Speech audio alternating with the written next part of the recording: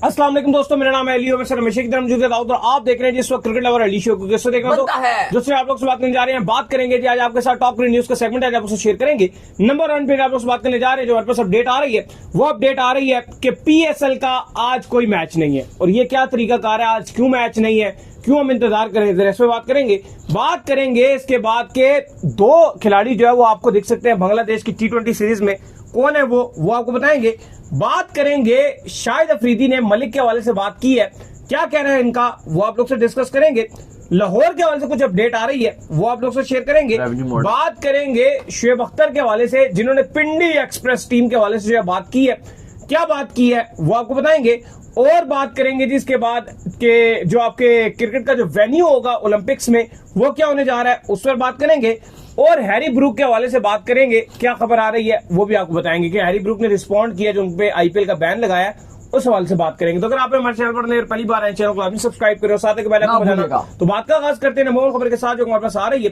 तो दाऊद साहब, आज जो है पीएसएल का कोई मैच नहीं खेला जाना और हम सलाम पेश करते हैं ये जो पीएसएल की मैनेजमेंट है और जिन्होंने भी शेड्यूल बनाया उनको। और भाई जुमरात के दिन कौन बंदा गैप देता है, अब स्पेशली थर्सडे के दिन, जब आपको पता है कि पूरे पाकिस्तान में जुम्मे के दिन दुकानें बंद होती हैं। अभी रिसेंटली हम कराची गए थे, जुमरात को इवन वो अर्ली अपना क्लोज कर रहे होते हैं और जुम्मा उनका भी ऑफ होता है। पेशावर तक में जुम्मा बंद होता है, पिंडी, इस्लामाबाद, हर जगह में जो है जुम्मा काफी दुकानें जो है बंद होती हैं और लोग जो है एक जुमरात को वीकेंड्स पे देख रहे होते हैं। जुमरात आपका वीकेंड बन जाता है, जुम्मा अक्सर जो नौकरी पेशा अफराद है उनका वीकेंड बन जाता है, हफ्ता वीकेंड बन जाता है।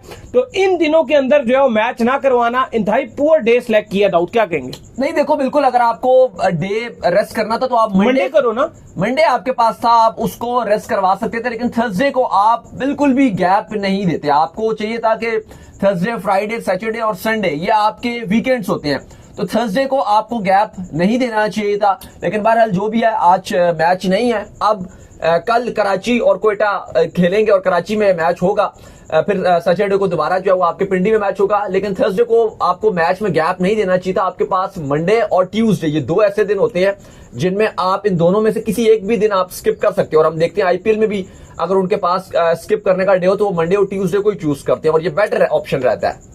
बिल्कुल जी। खैर, इसके बाद जो अपडेट आ रही है हमारे पास वो आ रही है कि दो प्लेयर्स जो है वो आपको पाकिस्तान की T20 जो पाकिस्तान ने बांग्लादेश के साथ खेलना है, बांग्लादेश ने यहाँ पर आना है पॉइंट T20, वहां पर जो आपको ये दो प्लेयर आपको देखने को मिलेंगे। एक का नाम है भाईजान साहिबजादा फरहान, जो बड़ी जबरदस्त किस्म की जो है बैटिंग कर रहे हैं पीएसएल में। अगर आप देख लें तो 3 मैच उनके हो चुके हैं, एक में उन्होंने सेंचुरी मारी, एक में उन्होंने 50 मारा, एक के अंदर भी उन्होंने 20-25 रन जो है बनाए थे, जिसमें वो इतना ज्यादा एक्स्ट्राऑर्डिनरी परफॉर्म नहीं कर सके। हैदर अली जो है वो कल अपनी फ्रेंचाइज की तरफ से जो है खेलते हुए दिखे और जो रोल उनको दिया गया बखूबी उन्होंने एंड में आकर निभाया और बड़ी बेहतरीन किस्म की हिटिंग जो है हैदर अली ने भी की।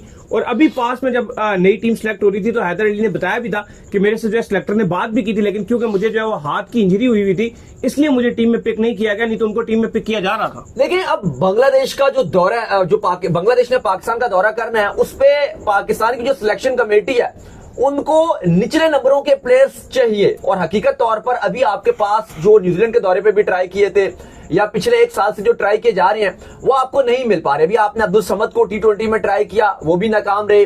खुदिल शाह को T20 में मौका दिया गया, पॉसिबल है कि वो तो फिर भी जगह बनाने में कामयाब रहेंगे। न्याजी को प्रॉपर चांस दिया गया, वो कुछ नहीं कर सके। अब देखिए, आपके साइम मुजीब और फखर जमान वो तो डायरेक्ट ओपनिंग स्लॉट में आ जाएंगे, लेकिन अब आपको निचले नंबरों पे एक आध ऑप्शन चाहिए। और team management already Haider Ali को कंसीडर कर रही थी दौरे न्यूजीलैंड के लिए, लेकिन हमने आपको अपडेट भी दिया था कि चूंकि वो इंजर्ड थे उस टाइम और रिकवरी के मोड पे लगे हुए थे, इसलिए फिर फैसला किया गया कि अभी इनको शामिल नहीं किया जाएगा। तो अब टीम मैनेजमेंट ये फैसला कर रही है कि जो बांग्लादेश टीम ने पाकिस्तान का दौरा करना है उसमें हैदर अली को इंक्लूड किया जाएगा। और कल हैदर अली को मैच में मौका भी मिला और पहले ही मैच में उन्होंने अच्छी परफॉर्मेंस दिखाई। इससे पहले इस्लामाबाद ने भी उनको बेंच किया हुआ था। तो ये बड़ी अच्छी खबर है कि हैदर अली को न सिर्फ चांस मिलने जा रहा है, वो अपने कैरियर की अच्छी फॉर्म में भी है, प्लस उनको जो रोल दिया जाएगा वो नंबर 6 का ही रोल दिया जाएगा, नंबर 5 या नंबर 6 पे खिलाया जाएगा। क्योंकि पॉसिबल है कि सलमान अली आगा नंबर 3 या 4 पे खेलेंगे, फिर उस लिहाज से जो स्लॉट बनेगी हैदर अली के लिए वो नंबर 6 ही की समझ आ रही है। तो उन्होंने पीएसएल में भी वो अब इस नंबर पे खेल रहे हैं। ये अच्छी बात है कि हैदर अली को पीएसएल में भी उसी नंबर पे खिलाया जा रहा है, क्योंकि अमूमन अगर आप देखो ना तो ज्यादातर आपको जो बैट्समैन है पीएसएल में वो सारे ओपनिंग कर रहे होते हैं। और फिर जब पाकिस्तान टीम की बारी आती है तो वहां पे किसी को 3 पे खेलना होता है, किसी को 4 पे खेलना होता है, और फिर वहां पे उनसे परफॉर्मेंस नहीं होती। तो हैदर अली 6 पे ही खेल रहे हैं और अगर उनको पाकिस्तान टीम में मौका मिलता है तो वो भी 6 पे मिलेगा। प्लस साहिबजादा फरहान को भी टीम में मौका मिलने जा रहा है। बांग्लादेश के जो सीरीज है, अब ये भी दो तरफ से सिलेक्टर की सोच नजर आ रही है। एक तो ये कि साहिबजादा फरहान को साइम और फखर का बैकअप भी रखा जाएगा, प्लस दूसरी सोच ये भी है कि उनको नंबर 3 पे भी चांस दिया जाए, या ये भी सोच रखी जा सकती है आगे कि अगर फखर को नंबर 3 पे करके साहिबजादा फरहान को ओपन भी करवा दिया जाए साइम के साथ। लेकिन बहरहाल जो भी कॉम्बिनेशन बनाया जाएगा, लेकिन उनको स्क्वाड में रखा जाएगा। तो ये अच्छी खबर है कि साहिबजादा फरहान और साइम अयूब, आपके साइम तो आएंगे ही आएंगे, हैदर अली जो है वो बांग्लादेश की सीरीज में आने जा रहे हैं। बिल्कुल जी। इसके बाद जो हमारे पास अपडेट आ रही है, वो अपडेट जी हमारे पास ये आ रही है कि शाहिद खान अफरीदी ने जो शुएब मलिक के हवाले से बात की है और उनको जो है डिफेंड किया है कि शुएब मलिक, आपको पता है कि वो खेल रहे हैं और बड़ा उन पर तनकीद हो रही है। इवन हमने सवाल भी प्रेस कॉन्फ्रेंस में पूछा था जो साउथ शकील है उनसे कि भाई वो क्यों खेल रहे हैं, जब आपको पता है कि आपके पास जो है वो ऑलरेडी इतने जबरदस्त किस्म के खिलाड़ी ख्वाजा नाफे जो है बैठे हुए। तो इस पर उन्होंने भी कहा था कि मेरा भी बड़ा दिल करता है, लेकिन शुएब अब आए हैं शाहिद खान अफरीदी और उन्होंने जो है इस हवाले से बात की और उन्होंने कहा कि देखो अगर शुएब मलिक खेलना भी चाहते हैं, उनकी फिटनेस अच्छी है, तो साथ में यंगस्टर को भी चांस दें। ये क्या बात हुई? नहीं देखें, उन्होंने बात एक तरह से ठीक भी किया अफरीदी ने। उन्होंने कहा कि अगर तो शुएब मलिक खेलना चाहते हैं तो उनको कोई भी रोकेगा नहीं और ना कोई उनको रोक सकता है। वो जितना लंबा टाइम वो चाहे वो खेल सकते हैं, उनकी मर्जी है। लेकिन उनको एक चीज का ध्यान रखना पड़ेगा कि वो फिर कुछ मैचेस में रेस्ट भी करें। ये ना हो कि वो खुद बोले टीम मैनेजमेंट को, क्योंकि देखो वो मेंटोर भी हैं। बाकी इस कोयटा की बात नहीं करते, लेकिन वो आपकी जो डोमेस्टिक है उसमें वो मेंटोरशिप का भी रोल अदा कर रहे होते हैं। लेकिन वो वहां पे भी हर मैच में बल्ला उठा के पहुंच जाते हैं। तो उनको ये नहीं करना चाहिए, उनको बल्कि सोचना चाहिए कि ठीक है मैं बेशक खेल रहा हूं, मेरा दिल है, और चलो अगर मैं खेल भी रहा हूं, पीएसएल भी खेल रहे हैं, पैसे भी वहां से ले रहे हैं, तो फिर उनको सोचना चाहिए कि एटलीस्ट यंगस्टर्स को चांस देने के लिए फैसला करें कि ठीक है अब मैं 2 मैचेस के लिए रेस्ट कर रहा हूं। लेकिन असूलन तौर पे मुझे लगता है कि शुएब मलिक चाहे या ना चाहे, ये अब कोयटा ग्लैडिएटर्स की मैनेजमेंट को डिसीजन लेना पड़ेगा। क्योंकि मलिक का ना सिर्फ कोई रोल है इस टीम में, मतलब एक प्लेयर है ना, वो तो हर टाइम अपना पहले सोचेगा। एक बात है, मलिक है या XYZ कोई भी प्लेयर है, कोई भी है, वो तो पहले वो सोचेगा। मैं ये कहता हूं कि इस टाइम कोयटा ग्लैडिएटर ने जब अपना ड्राफ्ट पिक किया था, तो हम यही बैठ के कह रहे थे कि सबसे जो बेहतरीन टीम पिक किया वो कोयटा ग्लैडिएटर्स ने पिक किया। लेकिन मलिक जब से इस टीम में एंट्री मारे, ऐसा लगता है कि कोयटा ग्लैडिएटर्स जो सिर्फ 10 प्लेयर्स के साथ खेल रही है मलिक के आने के बाद। देखिए एनी डे अगर आप देखें, मलिक जिस एज में अब हैं, हकीकत तौर पर कोयटा को खुद फैसला लेना पड़ेगा। अफरीदी क्या बोलते हैं, मलिक क्या चाहते हैं, आई थिंक ये मैटर नहीं करता। अब ये मैटर करता है कि कोयटा ग्लैडिएटर्स की जो मैनेजमेंट है, कप्तान है साउथ शकील, इन सबको मिलकर फैसला करना पड़ेगा कि भाईजान हमें ये डिसीजन लेना है कि हसीबुल्लाह और ख्वाजा नाफे को हमें चांस देना। अब आप देखें उस टीम में सरफराज भी उस टीम के डायरेक्टर है, हमने देखा है। इवन सरफराज बड़े अच्छे कप्तान थे, लेकिन हमें भी पता है कि 19 के वर्ल्ड कप में भी सरफराज ये करते थे जी मलक भाई हैं खेल रहे जी, हफीज भाई हैं जी, और ये चीज उनको हर्ट कर गई ना। अगर आप हाँ। दूसरी तरफ देखो तो रिजवान जो है वो कितने फिर शार्प कप्तान आए, उन्होंने किस तरीके से अपनी जगह की भी वैल्यू बनाई, अपनी भी वैल्यू बनाई। हालांकि देखो ये सरफराज, मैं अभी भी मानता हूं कि कोई बुरी बात नहीं करते थे सरफराज कि वो अपने से ऊपर कभी हसन अली को भेज देते थे। टीम की जो रिक्वायरमेंट थी ना वो उसको पूरा करते थे कि यार चलो ये हिटें मार देगा, मेरी हार्ड हिटिंग की एबिलिटी इतनी अच्छी नहीं है जो वहाब रियाज की और हसन अली की। टीम को फायदा होता था ना, सेल्फलेस था वो, लेकिन वही चीज उसको हर्ट भी कर गई। फिर दूसरी तरफ जिस तरह से उसने ये मलिक का और जो हफीज का जो केस है वो उठाए रखा कि मलिक भाई हफीज भाई, उसने तो ज्यादा ही हर्ट कर दिया। लेकिन देखो अब इस टाइम साउथ को भी ये सोचना पड़ेगा कि मलिक भाई सीनियर है। अगर ये सोचते रहेंगे कि जी मलिक भाई है, तो फिर अभी आपको अपॉर्चुनिटी मिली है कोयटा की तरफ से, आपकी टीम इतनी शानदार है और कोयटा इस बार ट्रॉफी भी उठा सकती है। और लग रहा था जब हमने उनसे सवाल पूछा, बंदा क्यों झूठ बोले, तो साफ लग रहा था कि साउथ की थोड़ा सा दबे हुए, वो दबे हुए हैं, जाहिर है। लेकिन अब साउथ को डिसीजन लेना पड़ेगा कि मलिक को वो बाहर करें। कल को यही डिसीजन उनके लिए नुकसानदेह साबित भी हो सकता है अगर वो डिसीजन नहीं ले पाते। बिल्कुल।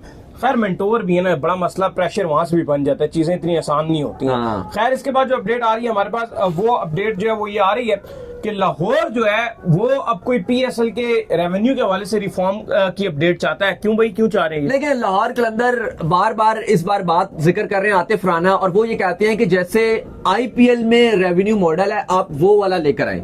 वो कहते हैं जी कि IPL में जो फ्रेंचाइजीज हैं वो फीस नहीं देती BCCI को, तो आप भी ये करें। अब वहां पे ही होता है, जैसे लेट सपोज के लखनऊ सुपर जायंट्स है, उसने लेट सपोज मैं अमाउंट बता रहा हूं कि 7,000 करोड़ की उन्होंने टीम खरीद ली, तो 7,000 करोड़ में से हर साल वो 700 करोड़ दे देते हैं। और इस तरह से जब 10 साल गुजर जाएंगे और 7,000 करोड़ कंप्लीट हो जाएंगे, तो फिर IPL में ही होता है कि वो टीम उस ऑनर की होगी, लखनऊ की होगी टीम, अब उनकी टीम होगी और अब वो पैसे इसके नहीं देंगे। लेकिन पीएसएल में ऐसा नहीं होता। पीएसएल में लेट्स सपोज के एक टीम है, उसने पीसीबी को 50 करोड़ देने हैं हर साल, तो वो हर साल देते रहेंगे। वो 10 साल जैसे अब हो भी गए, लेकिन अभी भी वो टीम उनकी नहीं हुई। तो वो ये चाहते हैं कि इसी तरह का एक सिस्टम होना चाहिए जैसे आईपीएल में। लेकिन देखें, बात बहुत डिफरेंट है आईपीएल और पीएसएल की। अगर आप टोटल ओवरऑल अगर आप चीजें देखोगे तो जमीन आसमान का फर्क है। अगर ये फ्रेंचाइजीज ये करती हैं और बीसीसीआई उनके साथ ये करता है, तो आप फिर ये भी देखिए कि फ्रेंचाइजीज एक टीम कितने में बनाती हैं।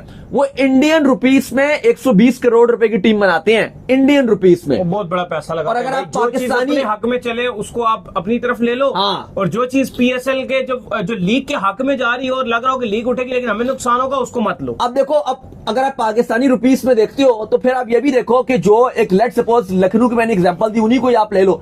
वो हर साल पाकिस्तानी रुपीस में जो अपनी टीम बनाते हैं वो 400 करोड़ रुपए की बनाते हैं टीम। अब आप बताओ आप कितने की बनाते हो? आप बनाते हो 20 करोड़ रुपए की पाकिस्तानी रुपीस में। 20 करोड़ भी मैं ज्यादा ही बता रहा हूं, उससे भी थोड़ा कम कर लीजिए। अगर आप 20 करोड़ पीकेआर में भी अपनी टीम नहीं बनाते और वो बना रहे हैं, उनका जो ऑनर है वो 400 करोड़ में बना रहा है, तो फिर आप ये भी तो देखो ना कि बीसीसीआई को ऑटोमेटिक जो उसकी ब्रांड वैल्यू है वो फ्रेंचाइजीज ऊपर लेके जाती हैं। यहां पर जो आपका हाल है, इस बार जो आपके बड़े नाम आए हैं, लाइक सपोज डेविड वार्नर है, डैरिल मिचेल है, या मार्क चैपमैन है, या फिन एलिन है, इसके ऊपर पीसीबी ने अपनी जेब से $1 लाख जो है वो पीसीबी ने खुद दिया। सारे पीसीबी की और पीसीबी की जो मीडिया टीम भी तो थी, उन्होंने भी इसके ऊपर बड़ी वर्किंग करके इनके नाम निकाल के दिए थे फ्रेंचाइज को। तो अभी जिससे पहले पीसीबी के जो बाकी भी मीडिया वगैरह थे, बड़ा उन्होंने काम किया था। लेकिन अब आप ये देखो कि सबसे इंपॉर्टेंट चीज अली साहब ये चीज है कि अगर आप आईपीएल को कंपैरिजन करते हो पीएसएल से, तो उनकी फ्रेंचाइजीज कितना पैसा लगाती हैं ये भी आप देखो। आप तो उस कंपैरिजन कुछ लगाते ही नहीं।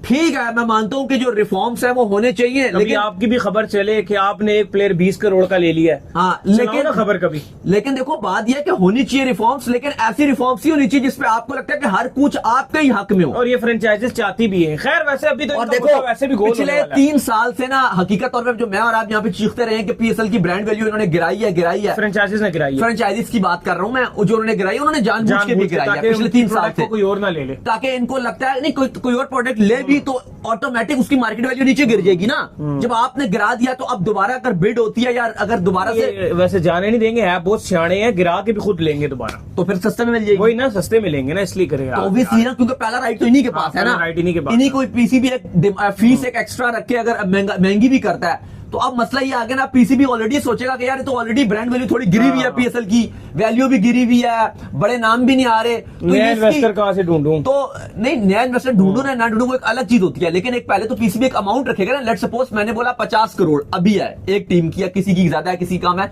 मैं एग्जांपल आपको 50 करोड़ की एक फिगर दे रहा हूं, तो अब पीसीबी बोलेगा, अब 50 करोड़ बोलेगा, लेकिन अब पीसीबी सोच रहा होगा कि यार अब अगले जो 10 साल हैं या 5 साल हैं उनके लिए मैं 70 करोड़ अमाउंट रखता हूं। लेकिन पीसीबी क्या कहा, नहीं यार ये तो वैल्यू पीएसएल की गिरी हुई है, तो भाई ये 50 लाख ही ठीक है, या 55 करोड़ पीसीबी कहेगा बस रख लो, तो फ्रेंचाइज तो खुश होंगी कि भाई हमारी कीमत ज्यादा नहीं बढ़ेगी। वो तो आतिफ राना अगर ये बात कर रहे हैं या बाकी जो ऑनर्स ये बात कर रहे होते हैं कि जी आप आईपीएल को देखिए, आप उसको देखिए, तो पहले आप ये भी देखिए कि फिर उनकी फ्रेंचाइज भी एक्स्ट्रा ताउन कर रही होती है। आप देखो डिफरेंट चीजें चल रही थी। अभी अगर आप पीएसएल का जो मैन ऑफ द मैच को अमाउंट मिलती है और पीएसएल का जो मैन ऑफ द मैच, अगर आप उसका कंपेरिजन करो, आईपीएल में मैन ऑफ द मैच वाले को जो प्राइस मनी मिलती है वो इंडियन रुपीस में 1 लाख मिलती है, सही है। और पीएसएल में जो प्राइस मनी मिलती है वो 5 लाख रुपए मिलती है। 5 लाख रुपए पीसीबी के जो स्पॉन्सर है वो एक खिलाड़ी को जो मैन ऑफ द मैच का अवार्ड लेता है उसे 5 लाख मिलता है। अब आप बोलोगे जी वो इंडियन रुपीस में, अगर आप इंडियन रुपीस में भी कन्वर्ट कर लो, 1 लाख को अगर आप पाकिस्तानी रुपीस में कन्वर्ट करते हो कितना बनेगा, अभी मुझे एग्जैक्ट इंडियन रुपीस का नहीं पता, 3.5 लाख में लेट्स सपोज इतना ही होगा, ऊपर नीचे कुछ होगा, 3.5 लाख। तो ये भी पाकिस्तानी रुपीस में अगर आप देखो 3.5 लाख, और पाकिस्तानी सुपर लीग में कितना मिल रहा है, फिर भी ये ज्यादा अमाउंट मिल रही है। तो पीसीबी अपने हिसाब से चीजें कर रहा है, लेकिन फ्रेंचाइजीज जब तक ताबुन नहीं करेंगी कभी भी पीएसएल आगे नहीं जाएगा। तो ये फ्रेंचाइज वाले बोलते रहे ये हो गया, फलाना हो गया, ढिमकाना हो गया, लेकिन आपको भी कुछ मजाइमत करनी पड़ेगी। खैर जी, इसके बाद जो हमारे पास वो अपडेट जी हमारे पास ये आ रही है, शुएब अख्तर ने जो है वो एक सजेस्ट किया कि जो पीएसएल है इसमें नई टीम्स वैसे भी आनी है इस साल के एंड में। बताया था पीसीबी ने कि 2 नई टीम्स जो है वो हम इंक्लूड करेंगे इस साल के एंड में। तो पिंडी एक्सप्रेस का नाम जो है शुएब अख्तर ने सजेस्ट किया है कि पिंडी एक्सप्रेस के नाम से जो है इस पीएसएल में एक टीम होनी चाहिए।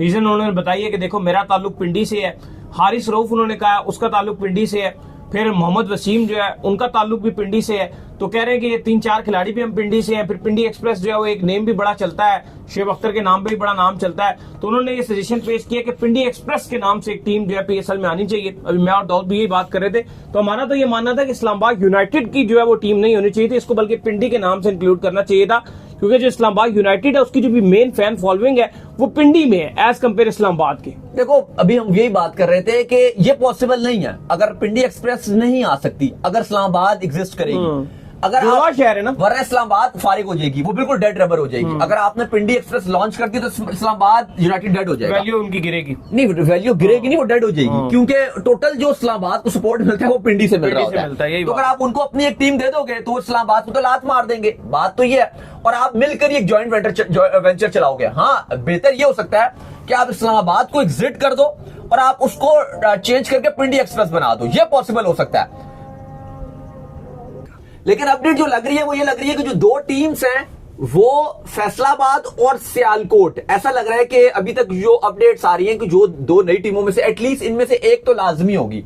इवन कुछ खबरें ये भी हैं कि PCB ये चाहता है कि एक सिंध से भी टीम लाई जाए, लेकिन जो एक एक्स्ट्रा टीम आ रही है वो ये तो कंफर्म है कि सियालकोट और फैसलाबाद में से एक होगी। जो शुएब अख्तर की ख्वाहिश जरूर है, वो चाहती है, उन्होंने कहा भी कि हारिस सऊफ यहां से हैं, मैं यहां से हूं, रावलपिंडी से तो एक टीम आनी चाहिए। हम भी ये चाहेंगे, मजा आएगा ज़ाहिर है, क्योंकि हम भी यहाँ के हैं, तो हम भी कोशिश दुआ तो करेंगे कि होनी चाहिए, लेकिन लग ऐसे नहीं रहा कि पिंडी एक्सप्रेस होगी और ना ही इस्लामाबाद यूनाइटेड होने देगी। बिल्कुल जी। खैर, इसके बाद जो हमारे पास अपडेट आ रही है वो आ रही है जी वेन्यू को लेकर। तो आपको पता है कि क्रिकेट को जो 2028 का जो ओलंपिक्स है उसमें शामिल कर दिया गया, और अभी तक तो पाकिस्तान खैर 7वें नंबर पर ही है। पाकिस्तान पार्टिसिपेट तो फिलहाल नहीं कर रहा, लेकिन अगर 6ठे नंबर पर पाकिस्तान चला गया, जो डेडलाइन अभी ICC की तरफ से आई नहीं है, वो डेडलाइन जब आएगी उस डेडलाइन के चलते अगर पाकिस्तान जो है वो 6ठे नंबर के ऊपर चला गया, जो कि उम्मीद है कि पाकिस्तान अपनी रैंकिंग अपडेट कर देगा 6ठे नंबर पर, तो फिर पाकिस्तान जो है वो इस ओलंपिक्स का हिस्सा भी हो सकता है। तो वेन्यू सामने आ चुका है, लॉस एंजलिस में खेली जानी है। कहां पर होगी ये? देखिए, बिल्कुल अब ओलंपिक्स की एसोसिएशन है, उसने कल ऑफिशियली तौर पर क्रिकेट के लिए जो स्टेडियम एक नया तामीर किया जाएगा, नया स्टेडियम होगा जो सिर्फ क्रिकेट जो ओलंपिक्स में शामिल हुआ इसी पर्पस के लिए वो स्टेडियम बनाया जाएगा। सेम एज इट इज जैसे हमने देखा था कि नासो स्टेडियम बनाया गया था न्यूयॉर्क में, इसी तरह से अब फेयर ग्राउंड्स पोमोना में बनाया जाएगा, साउदर्न कैलिफोर्निया में ये स्टेडियम बनाया जाएगा, और कहा जा रहा है कि बड़ा जबरदस्त बनाया जाएगा जहां पर 6 टीम्स कंपीट करेंगी। पॉसिबल जो अपडेट है वो 2-2 ग्रुप बनाए जाएंगे, और सेम एज इट इज जैसे न्यूयॉर्क में क्रिकेट हुई थी, नए स्टेडियम बनाए गए थे, उसी तरीके से होगा। ICC ने कल ऑफिशियली तौर पर ऐलान भी किया, जो ICC के चेयरमैन है जय शाह, उन्होंने भी शुक्रिया अदा किया क्रिकेट ओलंपिक्स का भी कि उन्होंने जो है वो प्रॉपर इसका अभी से हमें वेन्यू बता दिया है, और अब स्टेडियम की तामीर का काम भी जल्द वहां पे शुरू हो जाएगा। अभी काफी टाइम है, 2025 चल रहा है, आराम से 3-1 साल है जिस पर वो कंप्लीट कर लेंगे। खैर, इसके बाद जो अपडेट आ रही है वो आ रही है जी हैरी ब्रूक को लेकर। तो हैरी ब्रूक ने जो रिस्पॉन्ड किया है, जो उनको IPL के हवाले से बैन कर दिया गया था, चूंकि उन्होंने IPL में पहले वो आए, सारा कुछ आकर IPL के अंदर उनको जब कॉन्ट्रैक्ट मिल गया, सब कुछ हो गया, उसके बाद उन्होंने जो है वो इस साल IPL में आने से इनकार कर दिया। मतलब ऑक्शन में आके कॉन्ट्रैक्ट लेके हर चीज लेकर अब उन्होंने इसके ऊपर रिस्पॉन्ड किया। क्या कहा जी उन्होंने? देखिए, उन्होंने कहा कि पहले तो मुझे नहीं पता कि मेरे ऊपर ये आप लोग कह रहे हैं 2 साल का बैन लगा है, मुझे कोई ऑफिशियली अपडेट नहीं आई, ना मुझे किसी ऑफिशियल ने IPL या BCCI के किसी ऑफिशियल ने मुझे इन्फॉर्म किया। दूसरा, उन्होंने कहा कि मेरे लिए इस टाइम जो प्रायोरिटी है वो इंग्लैंड क्रिकेट है, मेरे लिए फ्रेंचाइज क्रिकेट बिल्कुल भी इंपॉर्टेंट नहीं है, और मेरा पूरा जो फोकस है अगले चंद सालों के लिए वो सिर्फ और सिर्फ मेरी नेशनल ड्यूटी रहेगा। इंग्लैंड की अब उनको कप्तानी भी ऑलरेडी दे दी गई है, वो कहते हैं कि मेरा टोटल जो फोकस रहेगा वो इंग्लैंड क्रिकेट के लिए रहेगा, नेशनल ड्यूटी के लिए रहेगा। IPL हो या कोई और लीग हो या कोई भी फ्रेंचाइज क्रिकेट हो, पहले तो मैंने पर्सनली ये फैसला किया कि मैं कुछ अरसा फ्रेंचाइज क्रिकेट से अपने आप को दूरी बना के रखूंगा, ताकि प्योरली फोकस जो है वो इंग्लैंड के तीनों फॉर्मेट में मेरा रहे। फिर दूसरी बात उन्होंने की कि ठीक है, मुझे पता है कि इससे मुझे नुकसान होगा फाइनेंशियली, लेकिन वो कहते हैं कि ये ऐसा नुकसान है जो मैं समझता हूं कि मैं किसी भी टाइम पर चाहूं तो उसको पूरा कर सकता हूं। अपने कैरियर में 4-5 साल अगर मैं इंग्लैंड की नुमाइंदगी अच्छे तरीके से करके कुछ इंग्लैंड क्रिकेट के लिए कर भी दूं, और उसके बाद अगर मेरा फोकस शिफ्ट हुआ और मैं चाहूंगा कि हाँ जी मुझे इतना नुकसान हुआ है, पैसों को जाहिर है एक बड़ी अमाउंट में होगा, वो कहते हैं कि ये मेरे लिए मैटर नहीं करेगा, ये मैं जब भी चाहूं मैं 2-3 साल में ये अपना नुकसान जो पूरा कर लूंगा। मैं इस कैलिबर का प्लेयर हूं, लेकिन फिलहाल मेरा जो फोकस है वो टोटल इंग्लिश क्रिकेट के ऊपर ही रहेगा। तो उम्मीद करते हैं आज हमारे शो आपको वीडियो को लाइक कीजिए, हमारे चैनल को सब्सक्राइब कीजिए, साथ लेकर बेल आइकन बजाइए, एक और काम कर लीजिए, वही कर लीजिए। इंस्टाग्राम के ऊपर आप जाइए और जाकर इंस्टाग्राम पे मुझे फॉलो कर लीजिए, वहां पे मैं मौजूद हूं दाऊद क्रिकेट के नाम से। अगर आपको सवाल हो तो भेजिएगा, इनको भी फॉलो कीजिए। मुझे फॉलो कीजिए, मैं ऑफिशियल के नाम से लिंक डिस्क्रिप्शन में मौजूद है, जाइए फॉलो कीजिए। अल्लाह हाफिज़, बाय बाय, ख्याल रखिएगा अपना।